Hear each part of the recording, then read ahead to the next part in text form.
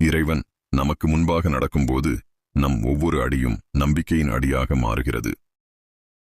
இறைவார்த்தை: ஆண்டவரே உனக்கு முன் செல்வார், அவர் உன்னோடு இருப்பார், அவர் உன்னை விட்டு விலக மாட்டார், அவர் உன்னை கைவிடவும் மாட்டார். அஞ்சாதே, திகைக்காதே. இணைச்சட்டம் அதிகாரம் 31 8ஆம் வசனம். சிந்தனை: ஒவ்வொரு நாளும் நம் வாழ்க்கை பயணம் புதிய அனுபவங்களை கொண்டு வருகிறது. சில நேரங்களில் எதிர்காலத்தை பற்றி தெரியாமல் நாம் கலங்குகிறோம். ஆனால் இறைவன் நமக்கு முன்பாகச் சென்று பாதையை ஆயத்தப்படுத்துகிறார். அவர் நம்மை ஒருபோதும் கைவிட மாட்டார் எனும் உறுதி நமக்கு பயத்தை அல்ல, தைரியத்தை அளிக்கிறது. இன்றும் நாம் எடுக்கும் ஒவ்வொரு அடியையும் இறைவனின் கரங்களில் ஒப்படைத்து அவரது உடனிருப்பை நம்பி மகிழ்ச்சியோடு முன்னேறுவோம். செபம்.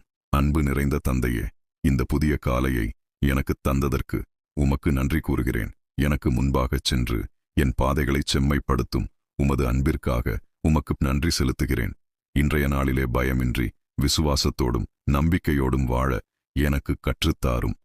என் மனதை உமது சமாதானத்தால் நிரப்பி, என் சிந்தனைகளை உமது ஞானத்தால் வழிநடத்தி, என் செயல்களை உமது அன்பின் சாட்சியாக மாற்றியருளும். என் குடும்பத்தையும் நண்பர்களையும் துன்புறுவோரையும் நோயுற்றவர்களையும் உமது அன்பு கரங்களால் பாதுகாத்தருளும்.